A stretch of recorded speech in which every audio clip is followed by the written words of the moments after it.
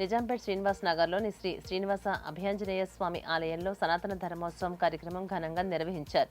ఈ సందర్భంగా ఆలయాన్ని కంచిపీఠం దత్తత తీసుకుని ఆగమ శాస్త్రం ప్రకారం పూజా కార్యక్రమాలు నిర్వహించేలా ఏర్పాట్లు చేశారు. ఈ కార్యక్రమానికి ముఖ్య అతిథిగా కంచిపీఠం సలహాదారు ప్రముఖ ఆధ్యాత్మికవేత్త డాక్టర్ బిఎస్ఆర్ మూర్తి హాజరై కంచిపీఠం విశిష్టత, ఆలయాల అభివృద్ధి విధానాలపై భక్తులకు దిశానిర్దేశం చేశారు. ఈ కార్యక్రమంలో తిరుమల తిరుపతి దేవస్థానం బోర్డు సభ్యుడు సదాశివరావు, ఆలయ కమిటీ చైర్మన్ రాఘవేంద్రరావు, జాతీయ బీసీ దళ తెలంగాణ ఆంధ్రప్రదేశ్ రాష్ట్రాల అధ్యక్షుడు డివివి సత్యనారాయణతో పాటు ఆలయ కమిటీ సభ్యులు కార్యక్రమంలో పాల్గొన్నారు.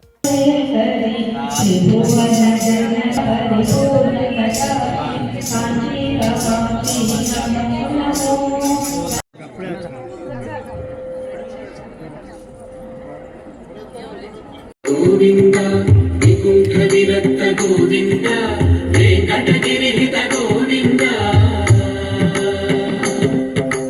వైదిక శుద్ధ గోవింద మోక్షీరయుక్త గోవింద. ఈరోజు నిజాంపేట మున్సిపల్ కార్పొరేషన్ శ్రీనివాస నగర్లో ఉన్నటువంటి శ్రీ శ్రీనివాస అభయాంజనేయ దేవస్థానము మా యొక్క కోరిక మేరకు కంచి పీఠాధిపతి అయినటువంటి శ్రీ శంకర విజయేంద్ర సరస్వతి గారు, వారి అడ్వైజర్ విఎస్ఆర్ మూర్తి గారి యొక్క సహకారంతో గత 6 నెలల నుండి చేసిన ప్రాసెస్తో గత ఫిబ్రవరి 3వ తారీఖున కంచి పీఠాధిపతి వారి ఆధ్వర్యంలో ఈ టెంపుల్ను ఈ కమిటీ సభ్యుల సమక్షంలో వారికి కంచి పీఠాధిపతి అడ్వైజర్ అయిన ప్రముఖ ఆధ్యాత్మిక శాస్త్రవేత్త శ్రీ డాక్టర్ వివిఎస్ మూర్తి గారి ఆధ్వర్యంలో మన శ్రీ అభయాంజనేయ స్వామి వారి దేవస్థానాన్ని కంచి పీఠ ఆధ్వర్యంలో మనం అనుసంధానం చేస్తూ ఆగమ శాస్త్రం ప్రకారం ఈ ఆలయాన్ని ముందుకు నడిపించడానికి వారి అవకాశం ఇచ్చారు.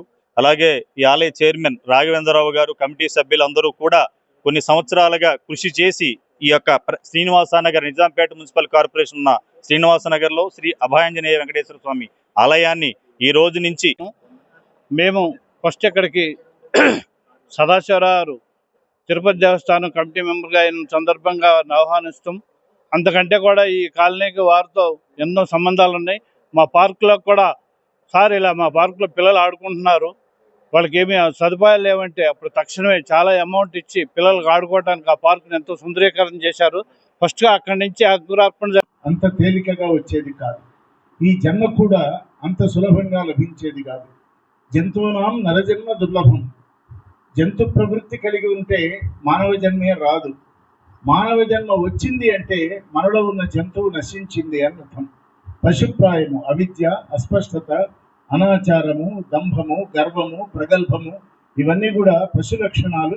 అవి లేవు కనుకనే, వాటిని దాటి ఇక్కడి దాకా వచ్చాం కనుకనే మనకి ఈ మానవ జన్మ ఇవ్వబడింది. ఈ మానవ జన్మ పొందిన తర్వాత మళ్ళీ పశువుగా ప్రవర్తించడానికి వీలు లేదు గనక